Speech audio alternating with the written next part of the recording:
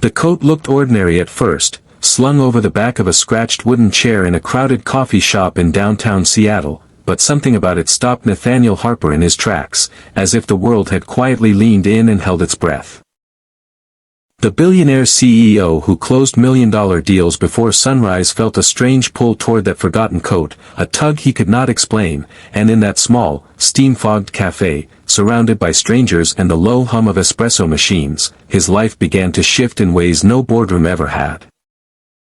Before the story unfolds any further, take a moment right now to like, comment, share, and subscribe to the channel if you believe in kindness, second chances, and the quiet power of compassion, because stories like this remind us that even the smallest moments can change everything.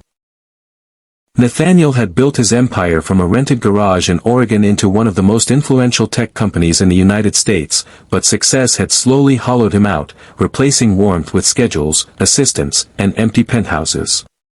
That morning, exhaustion had driven him into the coffee shop, craving anonymity more than caffeine, and it was there that he noticed the coat. It was a faded wool coat, a little too thin for winter, clearly worn and carefully mended at the seams, suggesting someone who fixed what they had instead of replacing it.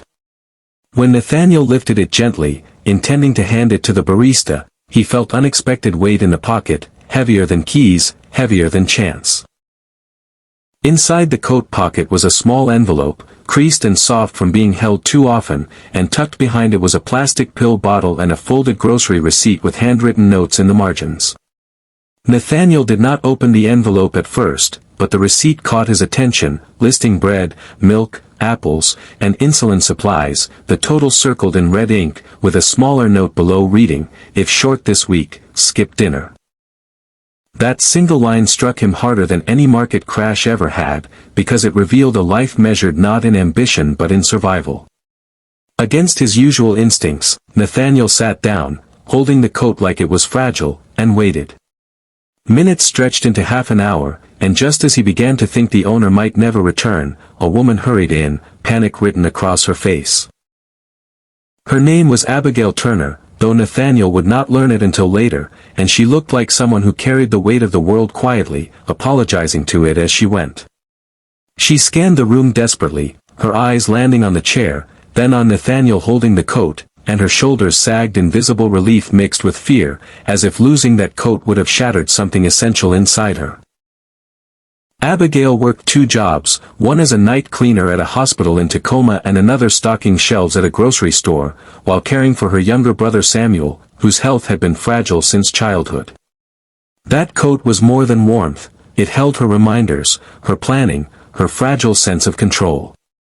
When Nathaniel returned it to her, their eyes met, and something unspoken passed between them, a recognition of pain meeting privilege without judgment. He did not ask questions, but he offered to buy her another coffee, and in that simple act, Abigail felt seen in a way she had not in years. Over the following days, Nathaniel found himself unable to forget her, or the quiet dignity with which she carried hardship. He arranged to run into her again, not as a CEO but as a man trying to remember how to be human. Through shared mornings and unspoken understanding, he learned about her life, her sacrifices, and the way she had learned to live without expecting rescue. In return, Abigail saw past Nathaniel's tailored suits and guarded posture, sensing the loneliness behind his success. Their connection grew slowly, built not on grand gestures but on consistency, presence, and listening. Nathaniel's greatest challenge was not money but humility, learning that helping did not mean controlling. Instead of offering handouts, he used his influence to create opportunities, funding a hospital program that supported caregivers like Abigail, and quietly ensuring Samuel received the treatment he needed without Abigail ever feeling indebted. As months passed, Nathaniel's world expanded beyond profit margins, and Abigail's world softened, allowing hope to re-enter where fear once lived alone. If this story is touching something deep inside you, please pause near the end to like, share, and engage with this video, because your support helps stories of empathy and humanity reach more hearts that need them. Just before the ending, we invite you to comment below and share what this story made you feel or what kindness has meant in your own life.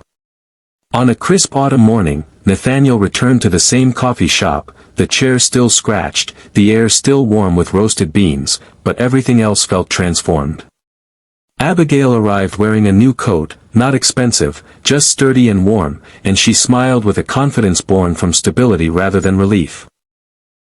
Nathaniel realized then that the true miracle had not been finding a coat, but finding his way back to compassion, and in that quiet understanding, both of their lives found a future shaped not by loss, but by love, dignity, and the enduring power of small, human choices.